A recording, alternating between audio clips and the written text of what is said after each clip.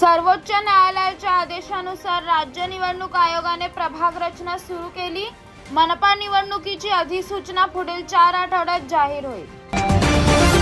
महाराष्ट्रात ई-केवायसी मोहिमेत 18 lakh बनावटे ration card रद्द। अमीर व्यापारी आणि परदेशी नागरिकांकडून मोफत धान्य घेतल्याबद्दल मोठी कारवाई सुरू।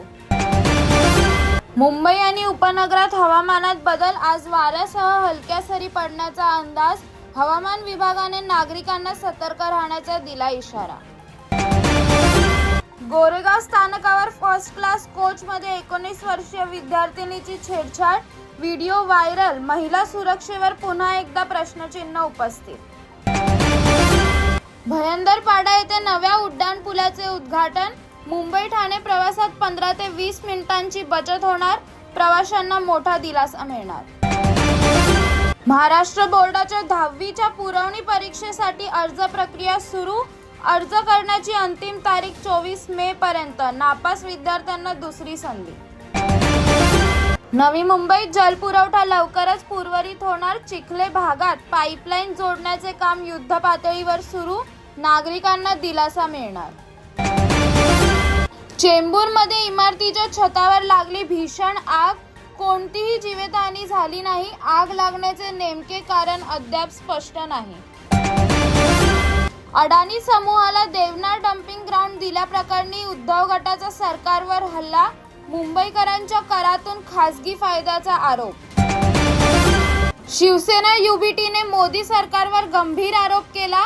अमेरिका दडपशाहीमुळे संघर्ष सोडून झुकल्याचा दावा केला।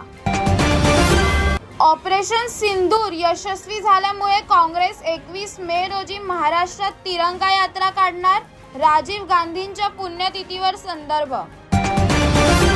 बेस्ट बसच्या प्रवाशांमध्ये 10% घट झाली। भाडेवाढीनंतर नागरिकांनी अन्य प्रवास माध्यमांकडे वळण्यास सुरुवात केली। अजित पवार गटाचा दावा, सध्या शरद पवार यांच्या संपर्कात एकही नेता नाही। नवीन युतीवर चर्चा नाही। महाराष्ट्र सरकारची वेबसाईट व समाधान पोर्टल 15-16 मे रोजी देखभालीसाठी बंद राहणार। 17 मे पासून पुन्हा कार्यरत। महाराष्ट्रात सीप्लेन पर्यटन प्रकल्प पुन्हा सुरू होणार। नवीन टेंडरही प्रसिद्ध। पर्यटनाला चालना देण्याचा सरकारचा प्रयत्न। कल्याण डोंबिवलीतील 6 महिन्यात ड्रग तस्करीचे 50वे प्रकरण। नशेचे जाळे वाढतच असून मास्टरमाइंड अजूनही फरार। मराठा आरक्षण प्रकरणात सुप्रीम कोर्टाने नव्या खंडपीठाची घोषणा केली। लवकरच सुनावणी सुरू होण्याची शक्यता। वेस्टर्न एक्सप्रेस हायवेवर स्टंट करणाऱ्या 3घांना मुंबई पोलिसांकडून अटक। व्हिडिओ व्हायरल झाल्यानंतर तातडीने कारवाई। मुंबईत 22 कॅरेट सोन्याचे दर 86,100 तर चांदी 97,000 प्रति किलोवर पोहोचली।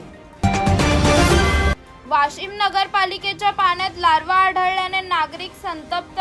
दूषित जलपुरवठ्यावर कारवाईची मागणी जोर धरते।